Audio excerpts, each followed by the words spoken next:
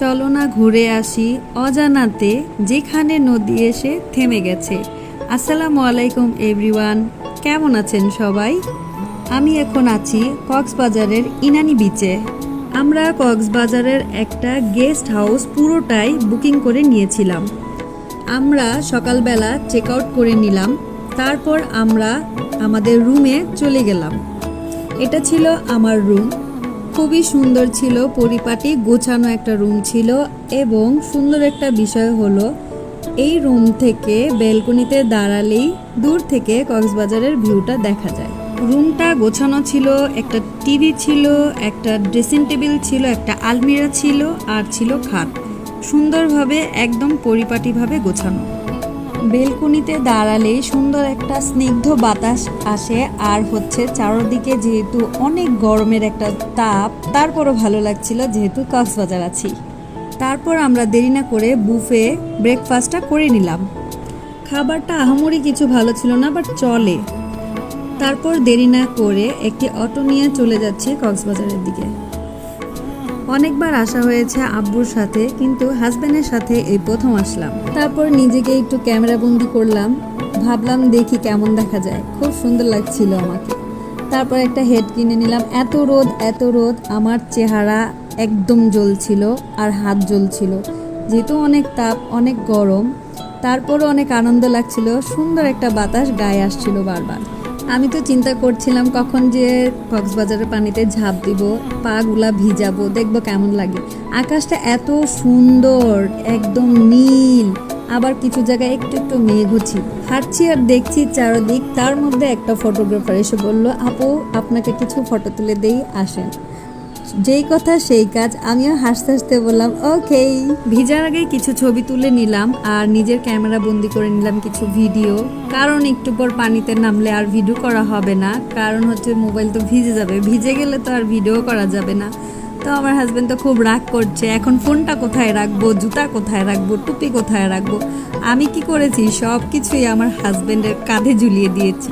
চারদিকে এত গরম ছিল, কিন্তু পানিটা ছিল অনেক ঠান্ডা। আমি বসে বসে একটু ঢং করছিলাম আর বলছিলাম আমাকে একটু ভিডিও করে দাও, যেহেতু উনি ভিডিও করতেই চায় না। এই যে আমি একটু অ্যাক্টিং করছি আর ঢং করছি। 3-4 ঘন্টা আমরা ভিজেছি, এখন দেখি আর পারছি না, তো ভাবলাম হোটেলে চলে যাই, যে ফ্রেশ হয়ে খাওয়া দাওয়া করে ঘন্টাখানিক রেস্ট নিয়ে আবার চলে আসলাম বিচের দিকে। এইখানে অনেক ধরনের মালা, ঝিনুকের মালা, তারপর অনেক ধরনের কাটা পুঁতি, অনেক কিছু ছিল। কিছু কেনাকাটা করলাম সবার জন্য। কিছু আচার ছিল, বার্মিজ আচার এত প্রিয় আমার, যেখানেই দেখি সেখান থেকে আমি কিনে নিচ্ছি। সবার জন্য ভাবলাম কিছু কেনাকাটা করি। অল্প অল্প করে কিছু কিনতে অনেক কিছু কিনে ফেলেছিলাম। তারপর আচারের সাইডে তো আচার নিলাম, তারপর চিন্তা করলাম একটু শুটকির সাইডে যাই, যেহেতু শুটকিটা বাঙালি মানুষ সবাই পছন্দ করে। কিছু শুটকি কিনে নিলাম। কক্সবাজারের সাথে আমাদের হোটেলটা, তো সব কিছু কেনাকাটা করে ওইখানে রেখে আসলাম। সন্ধ্যার ভিউ দেখার জন্য আবার ব্যাক করলাম কক্সবাজারের বিচের দিকে। এত সুন্দর, এত জাঁকজমকভাবে সব কিছু গোছানো ছিল, খুব ভালো লাগছিল। সন্ধ্যার সূর্যাস্ত দেখার উদ্দেশ্যে আবার এখানে ব্যাক করলাম। দেখলাম সন্ধ্যার সূর্য ডুবে যাচ্ছে।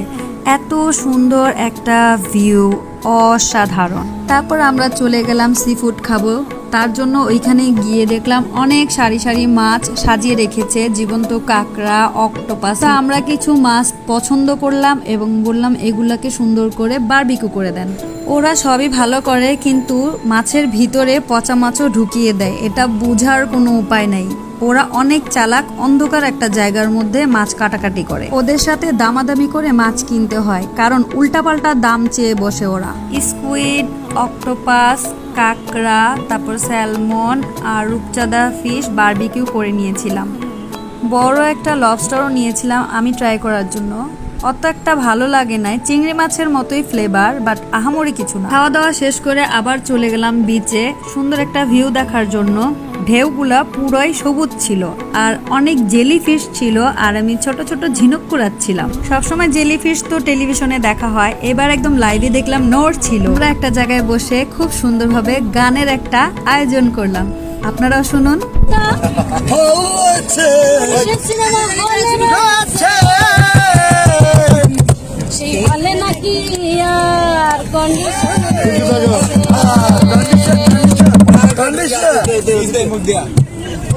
কাতুলির মনে